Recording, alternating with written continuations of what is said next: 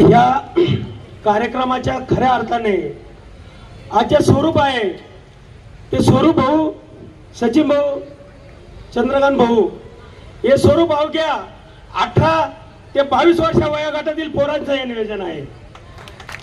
त्यामध्ये खऱ्या अर्थाने राहुल आरणे, भूषण आरणे, सनी आरणे, संजय आरणे, रुपेश आरणे, राजू आरणे, ऋषी आरणे, सोळसे, दीपक साळवे, विजय गायकवाड, गणेश गायकवाड, शिवाजी भोंडगे, रवी आरणे, शंकर सोळसे, रोहित बर्डे, अनिल भाऊ आरणे, तुषार भाऊ आरणे, मनोज भाऊ नवगिरे, प्रसाद भाऊ सोनवणे, दादा भाऊ वाघ, आकाश भाऊ आरणे, साईप्रसाद आरणे, सागर आरणे, गणेश आरणे, विकास आरणे, विकास हातांगळे।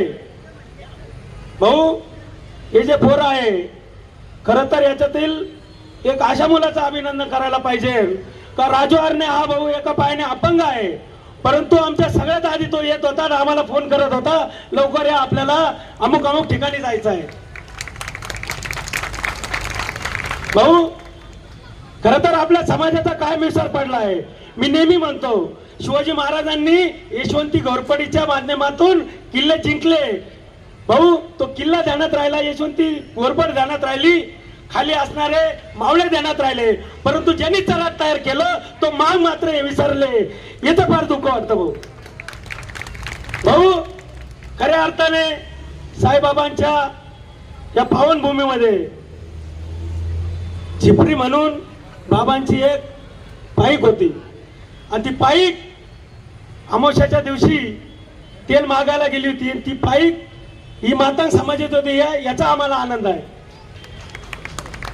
भाऊ या सर्व गोष्टीत आज अग्रगण्य म्हणजे हे महिलांचा सहभाग आणि खऱ्या अर्थाने भाऊ या अबकटाच्या माध्यमातून भाऊ मी आजच सांगतो की शिर्डी बनून मशाल पेटलेली आहे, यापुढे कुठे न्यायची ते तुम्ही ठरवा, आम्ही तुमच्या मागे आहे। हे सर्व युवक, हे सर्व समाज तुमच्या मागे आहे। खरं तर अबकट या माध्यमातून, अबकट या आरटी माध्यमातून आपल्याला शिक्षण द्यायचं, परंतु अबकट या माध्यमातून जर नोकरीचं माध्यम असेल तर ते मात्र द्यायचं नाही। ते पण हायकोर्टाचा, सुप्रीम कोर्टाचा निर्णय असताना हे मात्र दुर्दैव आहे।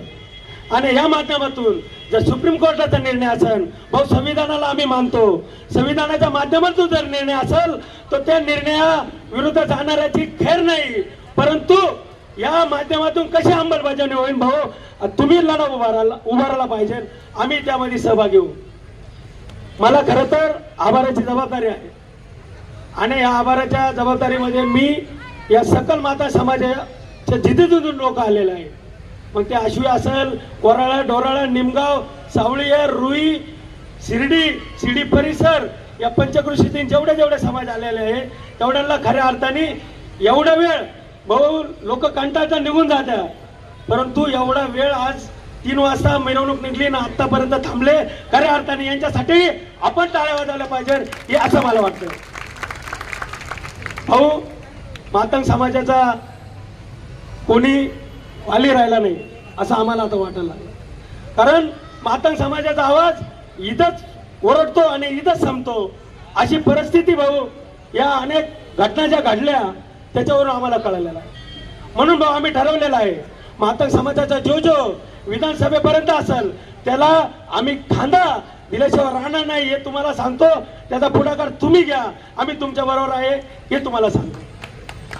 खऱ्या अर्थाने याच्यात भाऊ युवक आता व्यसन, जे युवकाच्या आधीचा काळ होता 30-40 वर्षाचा ते व्यसनातील लोक होते, परंतु आता जे 22 ते 25 वर्ष वयोगटातील पोरं आहे भाऊ कोणताही शोक नाही, त्यांना कसली व्यसन नाही, त्यांना फक्त वेळ एकच आहे आता आपला समाज पुढे गेला पाहिजे। आणि तुम्हाला माहिती आहे युवकांनी जर ठरवलं तर काही होऊ शकतं, ही परिस्थिती भविष्य काळात तुम्हाला दिसन, आपण संघ काम करणार आहोत। या सर्व मिळून समाजाला आणि समाज एक समाज हे जर डोक्यात ठेवलं तर समाज हा लवकर पुढे जाईल। या माध्यमातून मी सर्वांना विनंती करतो, आता ही जी सकल माता समाजाच्या माध्यमातून जी युकी आहे ती एकी कायम ठेवून आपण जिथं जिथं अन्याय होऊन तिथं तिथं ठाम उभं राहायला पाहिजे. म्हणजे आपल्या समाजाला कोणाची ताकद नाही की बोट दाखवण्याची. बस भाऊ एवढं बोलतो, थांबतो व सर्व आलेले लोकांचे आभार. याच्यानंतर इथं जेवणाची व्यवस्था, स्नेह भोजनाची व्यवस्थाही केली आहे. सर्वांनी स्त्रिया भोजनासाठी थांबावी विनंती करतो. व कार्यक्रम